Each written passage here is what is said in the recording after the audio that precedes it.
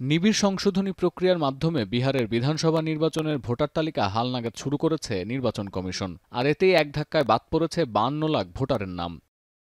৩ দফায় ভোটারদের বাড়িতে অনুসন্ধান চালানোর পর নির্বাচন কমিশন জানায়, প্রায় ৪১ লাখ ভোটার নিবন্ধিত ঠিকানায় বাস করছেন না। মারা গেছেন অন্তত ১৪ লাখ ভোটার। এছাড়া আরও ৭ লাখ ভোটারের নাম আছে একাধিক নির্বাচনী এলাকার তালিকায়। ভোটার তালিকার এই বিশেষ নিবিড় সমীক্ষা নিয়ে জাতীয় স্তরে বিতর্ক এখন তুঙ্গে। বিষয়টি নিয়ে সংসদেও আলোচনার দাবি জানিয়েছে বিরোধীরা। তাদের দাবি, নরেন্দ্র মোদী সরকারের কথাতেই বিহারে ভোটার তালিকা পরিমার্জন করছে কমিশন। আসলে তাদের লক্ষ্য ভোট চুরি। এর জেরে গেল সোমবার এই সংক্রান্ত একটি হলফনামা জমা দেয় নির্বাচন কমিশন। দাবি করা হয়, বেআইনিভাবে বা ভোটারদের অধিকার হরণ করে কোনো সংশোধন প্রক্রিয়া চালানো হচ্ছে না।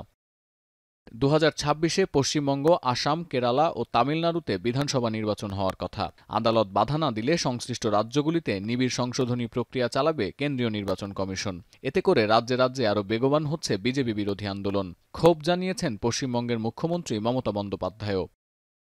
ভারতীয় নির্বাচন কমিশনের এই ভোটার তালিকার হালনাগাদ করা নিয়ে প্রশ্ন তুলছেন বিশ্লেষকদের একাংশ। উল্লেখিত ঠিকানায় গিয়ে ভোটারকে না পাওয়া গেলে তাকে তালিকা থেকে বাদ দিতে হবে, এর যৌক্তিকতা নেই বলে দাবি করছেন অনেকেই। আবার এর সঙ্গে মোদী সরকার জড়িত এমন আশঙ্কাও জানিয়েছেন কোনো বিশ্লেষক, বলছে জার্মান ভিত্তিক সংবাদ মাধ্যম ডয়েচে ভেলে। সতীর্থ কর্মকার, এখন বিশ্ব।